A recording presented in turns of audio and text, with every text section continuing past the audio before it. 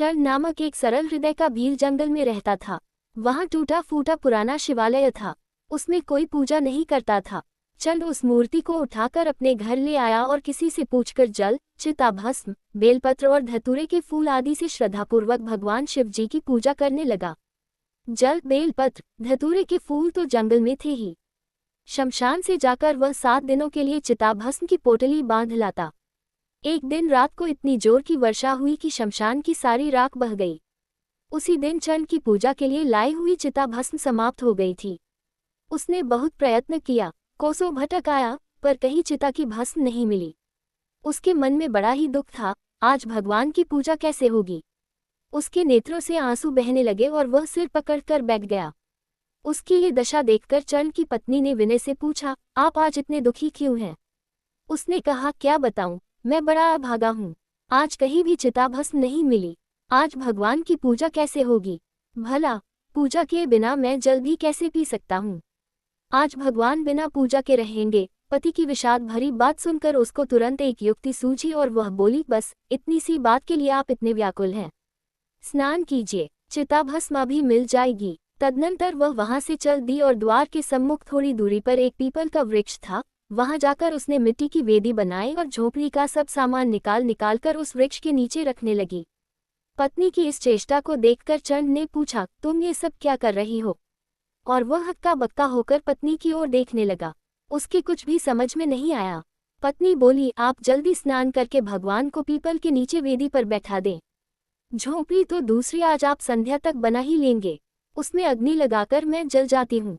आपके भगवान की पूजा के लिए बहुत दिनों की चिताभस्म हो जाएगी। जिस निरपेक्षता से भील वन पशुओं का आखेट करता था, उसी निरपेक्षता से भीलनी अपने शरीर की आहुति देने की बात कह रही थी, जैसे वह एक साधारण खेल करने जा रही है। चंद ने पत्नी के मुख की ओर देखा। पत्नी के त्याग, प्रेम और भक्ति ने उसे प्रेम विह्वल कर दिया। भरे कंठ से उसने कहा, शरीर ही सुख, धर्म और पुण्य का कारण है। तुम अपने शरीर को मत जलाओ। भीलनी ने पति के चरणों पर सिर रखकर कहा, मेरे मालिक, एक दिन तो मैं मरूंगी ही। मेरा शरीर भगवान की सेवा में लगे, इससे बड़ा पुण्य और क्या होगा। मैं बड़ी भाग्यवती हूँ कि मेरा शरीर भगवान की पूजा में लगेगा। मुझे रोको मत, आज्ञा दो। भील के नेत्रों से आंसू बहने लगे। वह बोलने में असमर्थ हो गया। भीलनी ने फिर स्नान किया, शंकर जी को पीपल के नीचे वेदी पर बैठाया और झोपड़ी में अग्नि लगा दी।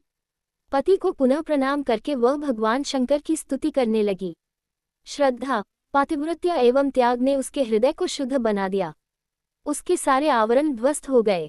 विशुद्ध ज्ञान तो अंतःकरण में ही है। उस दिव्य ज्ञान से परिपूत उसकी वाणी प्रेम से गदगद हो रही थी। वाञ्छामि नाहम्पि सर्वधनाधिपत्यम, न स्वर्गभूमिं च न पदम विधातुः, भूयो भवामि यदि जन्मनि नाथ नित्यम, त्वत्पादपङ्कजलसंकरन्द भुङ्गी, किं जन्म सकल वंजनोतमेन, किन विद्या सकल शास्त्र विचारवत्या, यस्यास्ति चेतसि सदा परमेश भक्तेः, कौन्यस्ततस्त्रिभुवने पुरुषोस्ति धन्यः। हे प्रभो, न तो मैं कुबेर का पद चाहती हूँ, न स्वर्ग, न ब्रह्मलोक और न मोक्ष। मेरे चाहे जितने जन्म हो, मैं सदा आपके चरण कमलों की रज की भ्रमरी रहूं। आपके चरणों में मेरा नित्य अनुराग बना रहे। सर्वोच्च वर्ण में जन्म लेने, संपूर्ण शास्त्र विचार में समर्थ होने, विद्या पढ़ने आदि से क्या लाभ। जिसका चिताप परमेश्वर की भक्ति में लगा है, उससे अधिक त्रिभुवन में और कौन धन्य है। प्रार्थना करते हुए उसने प्रज्वलित अग्नि में प्रवेश किया। शरीर भस्म हो गया। चंद ने स्नान किया, पुष्प एकत्र किए, जल डालकर थोड़ी चिताभस्म शीतल करके उससे पूजा की। आज उसके हृदय में अपूर्व भाव था। अंतर में पत्नी के त्याग ने प्रेम की धारा प्रवाहित कर दी थी। नैवेद्य लगाकर वह उन्मत्त की भांति भगवान के सम्मुख नृत्य करने खड़ा हुआ। आज से पूर्व पति पत्नी दोनों भगवान के सम्मुख नाचते थे। आज वह अकेले नाचेगा। है, मैं स्वप्न तो नहीं देख रहा हूँ। तुम यहाँ कैसे? तुम तो अग्नि में जल गई थी न। चंद चौंक पड़ा। उसने देखा कि उसकी बाईं ओर नित्य की भांति नाचने को उसकी पत्नी खड़ी है।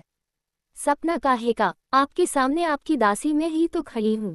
मुझे तो स्मरण नहीं कि मैं कब आग में जली। भीलनी ने पति की बातों से आश्चर्य प्रकट किया। भील दंपति अभी आश्चर्य से छुटकारा नहीं पा सके थे कि एक दिव्य विमान आकाश से उतरा और भगवान शंकर के एक पार्षद ने दोनों से प्रार्थना की, आप लोग कैलाश पधारें।